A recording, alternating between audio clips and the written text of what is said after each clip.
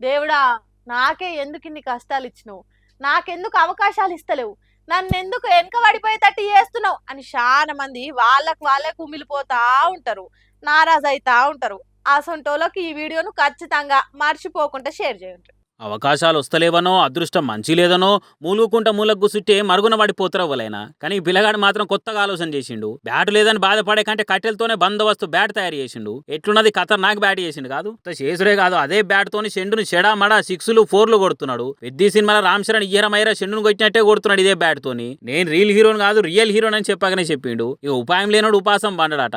అవి ఆ తోవలే నువ్వు నోరా పొరడా అనుకుంటా చుట్టుపక్కల ఉన్న కట్టెలను బ్యాట్ తిరిగి ఉండేటట్టు నరికిండు. పొడు కట్టె అటుపక్క ఇటుపక్క రెండు కట్టెలు కలిపిండు. ఆ ఇడిపోకుండా ప్లాస్టిక్ బాటిల్ అని కోసి ఆ కట్టెలకు తొడిగిండు. తర్వాత గట్టిపడేతానికి మంటలు వేడి చేసిండు. ఇంకేమున్నది బిగ్గరగా గుంజినట్టయి బందోబస్తు బ్యాట్ తయారైంది. ఇక దీన్ని మించిన బ్యాట్ ఉంటుందా చెప్పురు అన్నట్టు బ్యాట్ పట్టుకొని బాల్ వచ్చి ఆలస్యం ఈడ్చి కొడుతున్నాడు. ఇక ఇప్పుడు చెప్పుర్రి, అవకాశాలు మన కోసం వస్తాయా, అవకాశాలను మనమే సృష్టించుకోవాలన్నా? ఖచ్చితంగా మన కోసమే అవకాశాలు ఎదురు చూస్తాటు చేయాలి. ఆ ముచ్చని బుడ్డోడు చెప్పకనే చెప్పిండు. ఈ పురానికి వచ్చిన చిన్నాడైనా కావచ్చు కానీ మంచి పెద్ద పాఠమే చెప్పిండు. అదృష్టం మంచి లేదని గులుక్కుంటుండేటోళ్ళకు. అందుకే ఇప్పుడు ఈ చిన్న పిల్లగాని వీడియోని రియల్ పెద్ది అని కామెంట్ పెట్టుకుంటా సోషల్ మీడియాలో పొట్టు తిప్పుతున్నారు. బ్యాట్ లేకుంటే వికెట్తోనే బ్యాట్ తయారు చేయొచ్చు అనుకుంటా క్యాప్షన్లు పెట్టుకుంటా సోషల్ మీడియాలో నింపుతున్నారు.